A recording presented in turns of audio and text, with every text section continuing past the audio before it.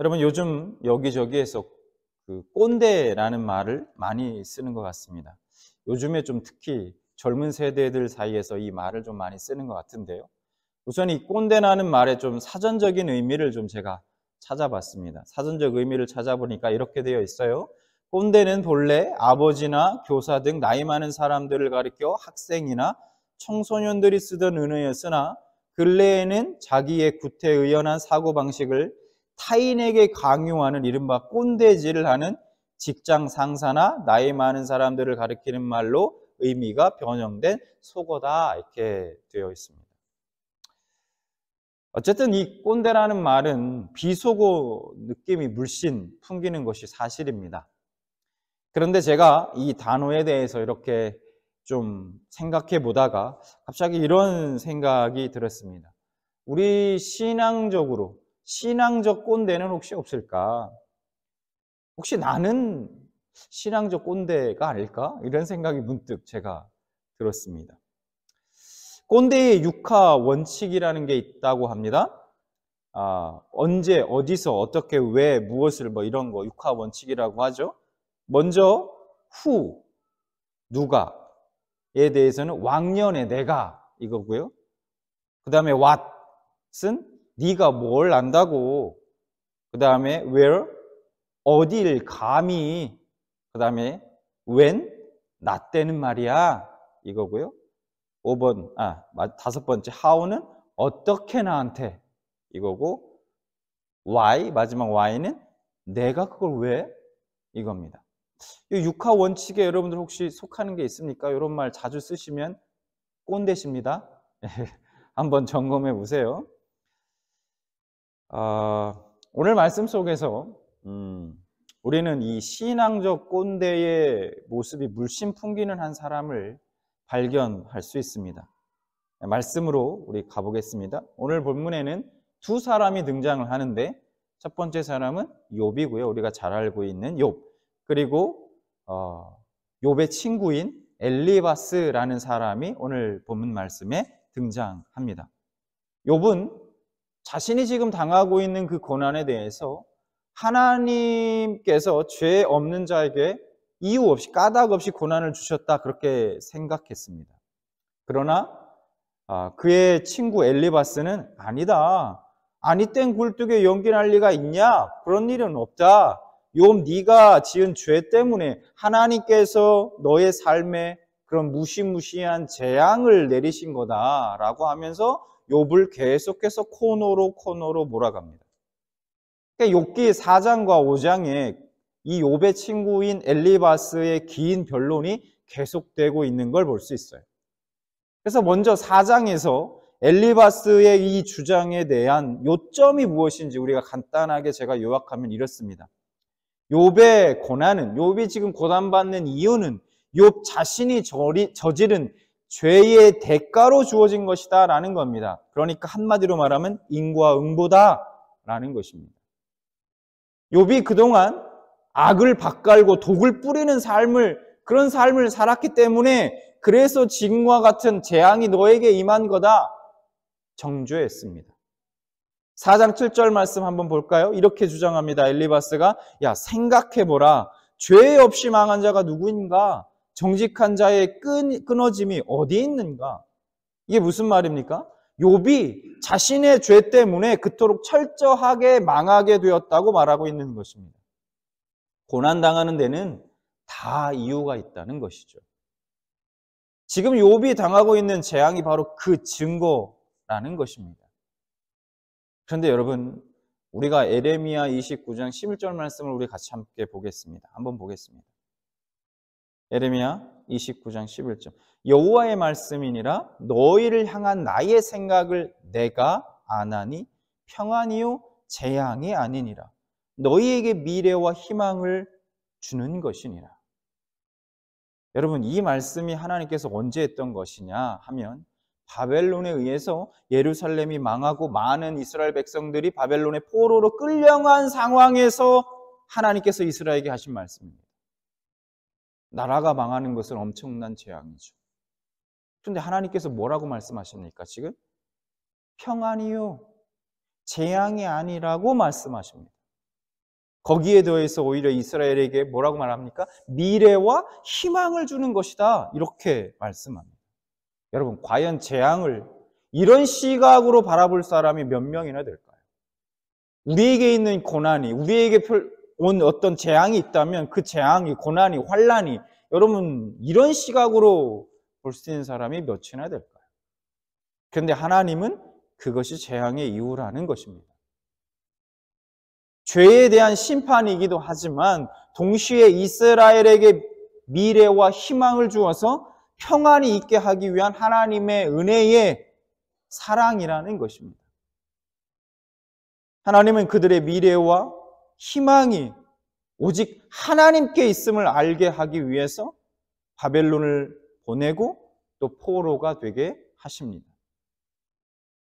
예루살렘이 망하는 것을 바라보면서 그동안 이스라엘이 존재했던 이유가 자신들에게 있는 것이 아니라 하나님의 긍휼과 그 사랑에 있었음을 깨닫게 하시는 것이죠. 그렇게 하나님의 긍휼과 사랑을 알게 되는 것이 곧 평안이라고 말씀하고 있는 것입니다. 여러분, 우리가 이러한 시각에서 욥의 재앙을 생각한다면 우리가 뭔가 답을 찾을 수 있을 겁니다. 엘리바스가 이런 하나님의 시각으로 욥의 고난을 좀 바라봤다면 어땠을까요?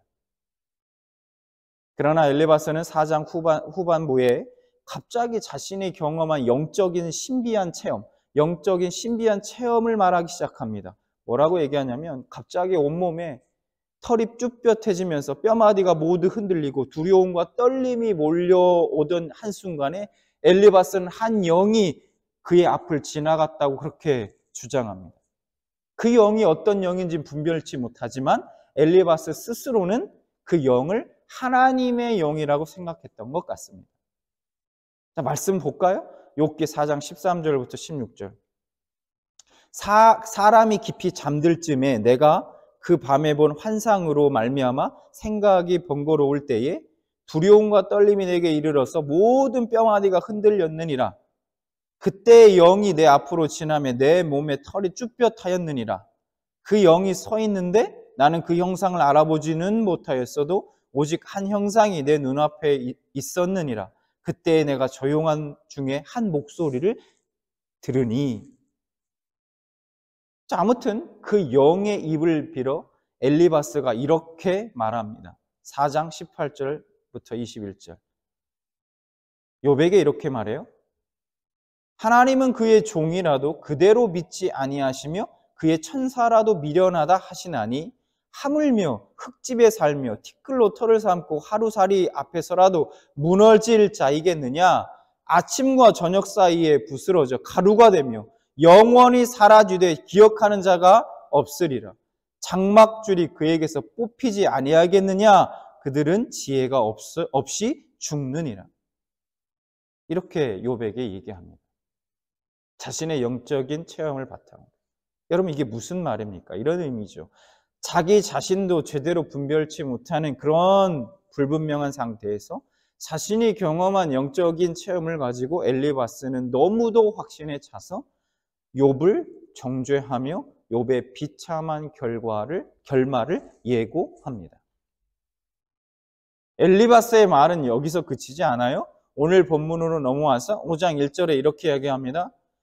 너는 부르짖어 보라. 내게 응답할 자가 있겠느냐? 거룩한 중에 내가 누구에게로 향하겠느냐? 이런 거죠. 욥아, 너 지금 죄를 지어서 너가 불의한 상태인데 하나님이 너의 기도를 들어주시겠니? 응답하시겠냐?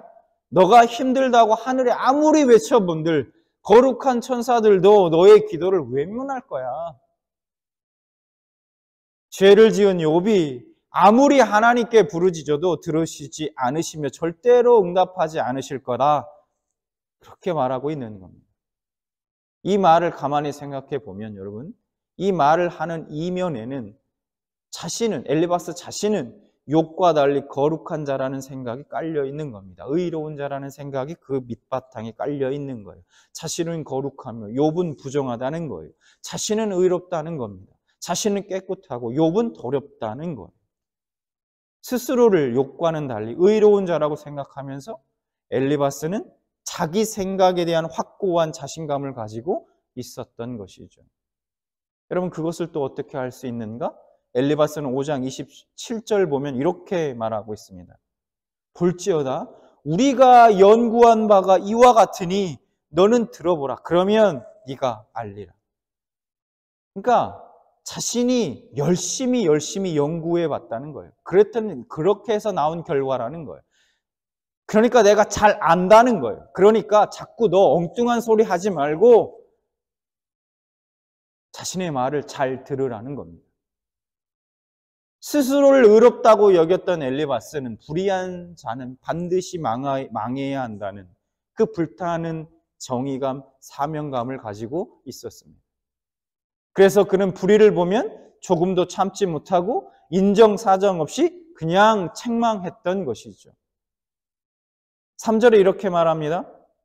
내가 미련한 자가 뿌리 내리는 것을 보고 그의 집을 당장에 저주하였노라. 이렇게 당당하게 말합니다.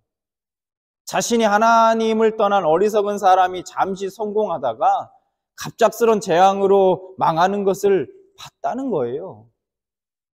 그러니까 지금 욥에게 야, 너 그만 오리발 내밀어.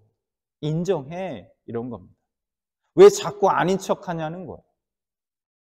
욥, 네가 이렇게 갑작스런 재앙으로 망한 것을 보면 분명 하나님께 범죄한 것이 확실하다는 겁니다.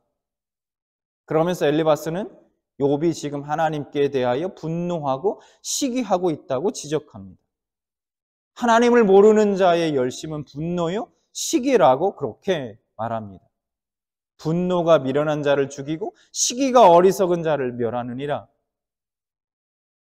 미련한 자, 어리석은 자는 의로운 자와 대비하면서 엘리바스는 미련한 자는 비참한 결말을 맞게 될 것이라 단언하고 있습니다. 그러다가 이제 이런 욥을 정죄하는 엘리바스의 말이요, 조금 더 직설적으로 바뀝니다. 자, 5장 4절 볼까요? 이렇게 얘기합니다. 그의 자식들은 구원에서 멀고 성문에서 억눌리나 구하는 자가 없으며 악인의 자녀는 삶이 평안치 않고 성문에서 사람들에게 매를 맞아도 아무도 구해주는 사람이 없다는 거예요. 여러분, 이 말을 왜 욥에게 했을까요? 이게 무슨 의미일까요? 한마디로 엘리바스의 말은 욥의 10자녀, 욥의 10자녀들이 욥의 죄 때문에 다 죽었다고 말하고 있는 것입니다. 너 때문에. 네 자녀들이 왜 죽은지 알아? 너 죄 때문에 죽은 거야. 이렇게 얘기하고 있는 거예요. 제가 이 4절 말씀을 보면서 이 묵상하면서 정말 화가 나고 이게 너무 다 잔인한 거 아닌가? 이 엘리바스는 정말 피도 눈물도 없는 사람이구나 하는 생각이 들었습니다. 여러분, 불과 일주일 전에 7 아들 3 딸을 잃었습니다. 욥은. 부모에게 있어 자식이 자기보다 먼저 죽는 것보다 더 슬프고 힘든 것이 어디 있겠습니까? 그런데 자녀를 잃은 욥에게 한단 말이 자녀들이 그렇게 된 것, 너 자녀들이 그렇게 된 것도 다 네 탓이야. 욥 자네 탓이야. 자네 죄 탓이야. 이렇게 말하고 있다는 거예요. 아무리 자신의 신앙적 체험과 경험 그리고 그 지식으로 지금의 욥의 상황을 보면서 설사 그렇게 생각이 된다고 하더라도, 물론 틀린 생각과 판단이지만 어떻게 고난 가운데 있는 자신의 친구에게, 자식을 잃은 친구에게 이렇게까지 말할 수 있을까? 지금 격려와 위로의 말을 해줘도 부족한 이때에 그는 욥을 정죄하고 질책함으로 그의 아픔을 가중시키고 있는 것입니다. 상처에 막 소금을 뿌리고 있는 거예요. 나중에 하나님께서 욥을 회복시켜 주시고 몇 배로 갚아주십니다. 제가 갑자기 궁금해졌어요. 그 이후에, 회복된 이후에 욥이 과연 이 엘리바스와 친구 관계를 계속 유지했을까? 여러분들 같았으면 어떻겠습니까?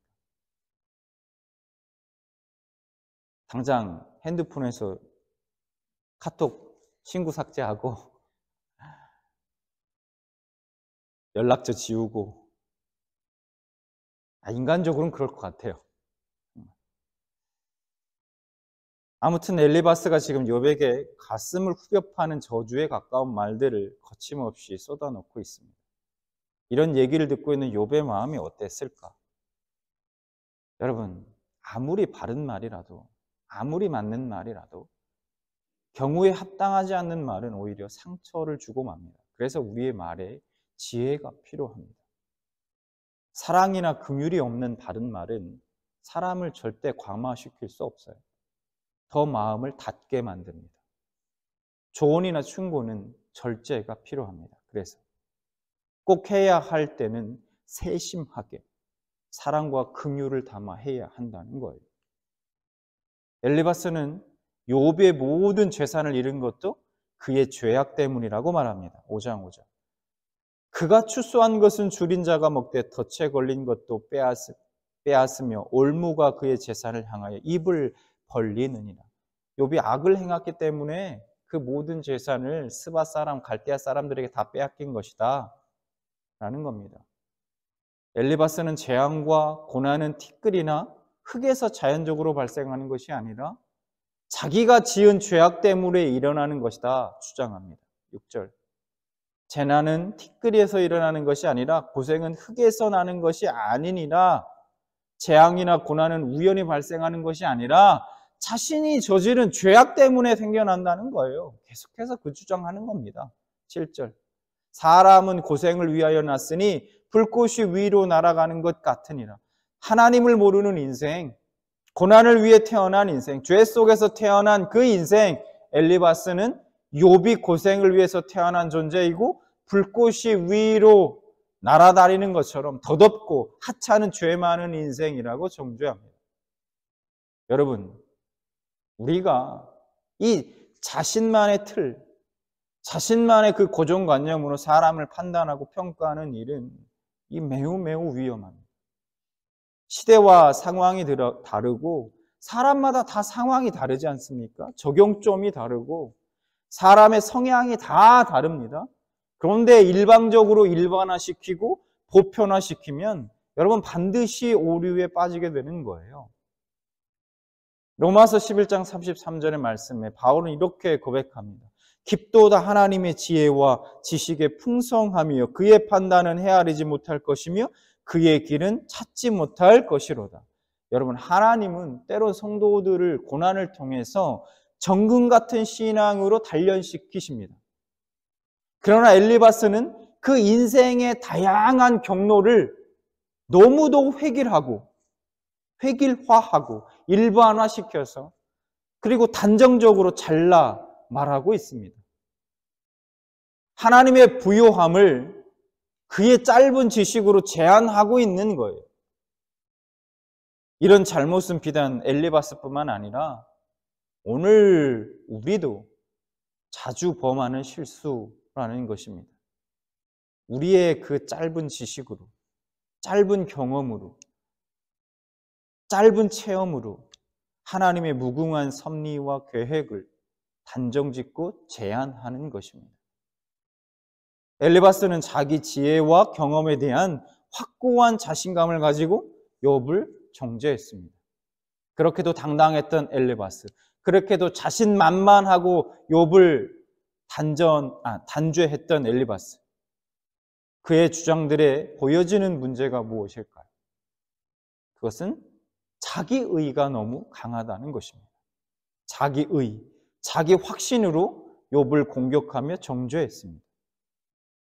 여러분, 신앙이 뭘까요? 여러 가지로 정의할 수 있을 겁니다.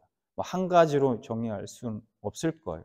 그렇지만 우리가 신앙이란 무엇인가 좀 생각해 본다면 신앙이란 하나님을 알아가는 것입니다. 특히 하나님의 마음을 알아가는 거예요. 에베소서 1장 17절에 이렇게 말씀합니다.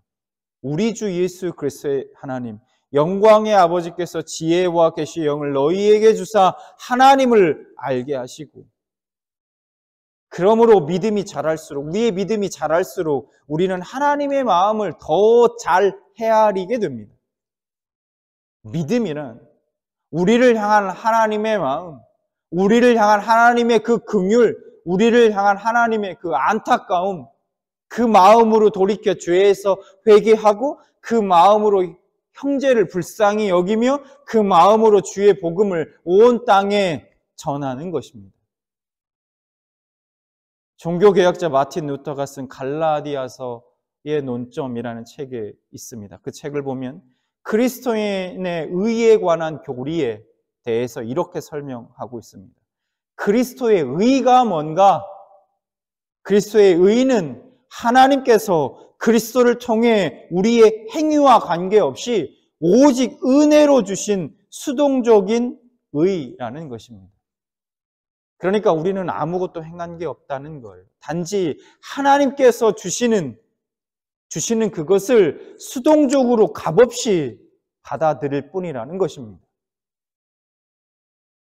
그러나 사탄은 우리로 하여금 계속해서 율법의 의, 세상의 의에 집착하도록 유혹합니다. 율법의 의, 그 율법의 의는 인간이 스스로의 열심으로 이룰 수 있다는 자기의, 곧 능동적인 의를 말합니다. 그런데 이와 같은 자기의는 특히 이 엘리바스처럼 믿음에 열심이 있는 성도들이 빠지기 쉬운 함정이라는 거예요. 이런 사람들은 믿음의 확신이 있고 신앙의 열정도 있습니다. 그리고 하나님 나라에 대한 비전도 확실합니다. 그러나 형제를 불쌍히 여길 줄 모르고 동역자들과 함께 일할 줄 모르며 자기의 의를 앞세워 독주함으로써 형제의 마음을 상하게 하고 자매를 실족시키기도 합니다. 그러므로 때로는 교회 공동체를 분열시키기도 한다는 것이죠. 사도 바울은 고린도전서 13장 1절부터 3절에 분명하게 말씀합니다. 이렇게 말씀하죠. 내가 사람의 방언과 천사의 말을 할지라도 사랑이 없으면 소리나는 구리와 울리는 꽹과리가 되고, 내가 예언하는 능력이 있어 모든 비밀과 모든 지식을 알고 산을 옮길 만한 모든 믿음이 있을지라도 사랑이 없으면 내가 아무것도 아니요. 내가 내게 있는 모든 것으로 구제하고 또 내 몸을 불사르게 내줄지라도 사랑이 없으면 내게 아무 유익이 없느니라. 방언, 예언하는 능력, 산을 옮길 만한 믿음, 구제와 섬김, 여러분 이 얼마나 귀한 은사들입니까? 귀한 능력이죠. 이 모든 것이 있어도 사랑이 없으면 소용없다는 것입니다. 사랑이 빠진 이와 같은 은사들은 결국은 자신의 의의를 더욱 경고케 하는 도구가 될 뿐이라는 거예요. 그러므로 반드시 사랑이 함께 수반되어야 합니다. 여러분, 하나님께서 고난받은 욥을 어떻게 바라보고 계셨을까요? 욥을 어떤 마음으로 바라보고 계셨겠습니까? 기왓장으로 막 자기 몸을 긁으며 고통 가운데 울부짖는 그 욥을 어떤 마음으로 바라보고 계셨을까요? 하나님이 차라리 세상에 태어나지 않았다라면 좋았겠다고 자기 생일을 저주하던 그 욥을 어떤 심정으로 하나님께서 바라보고 계셨겠습니까? 안타깝게도 엘리바스는 그 하나님의 마음을 헤아리지 못했습니다. 그리고 자기 의에 빠져서 욥을 훈계하며 멸시하고 정죄했습니다. 하나님께서 욥을 회복시키신 다음에 엘리바스에게 이렇게 말씀합니다. 뭐라고 말씀했을까요? 볼까요? 여호와께서 대만 사람 엘리바스에게 이르시되 내가 너와 내 두 친구에게 농하나니 이는 너희가 나를 가리켜 말한 것이 내 종 욥의 말같이 옳지 못함이니라. 하나님께서 노하시면서 엘리바스가 말한 것이 옳지 못하다 말씀하십니다. 여러분, 오늘 말씀을 통해서 신앙인들이 이 엘리바스처럼 자신의 신앙적 지식과 경험과 자신만의 어떠한 신앙적 체험들로 자기 의의 틀 안에 갇힐 수 있다는 것을 알았습니다. 자기 의의 틀 안에 갇혀서 자신은 옳고 의롭다라고 여기는 그 자기 의에 쉽게 빠질 수 있다는 사실을 알았습니다. 그 자기 의로 때로는 다른 누군가를 정죄하고 판단하면서 다른 누군가를 아프게 하고 상처 줄 수 있다는 사실과 때로는 공동체에 금이 가게 하고 분열시킬 수도 있다는 사실을 우리는 깨달았습니다. 오늘 말씀을 통해서 엘리바스뿐만 아니라 저와 여러분도 그런 자기 의의에 얼마든지 빠질 수 있다는 사실을 기억하시기 바랍니다. 그리고 하나님 앞에서 하나님 앞에 깨어 있어 늘 자신을 바라보고 자신을 돌아보고 성찰하고 무엇보다 하나님의 마음을 품고 살아갈 수 있기를 진심으로 축원합니다.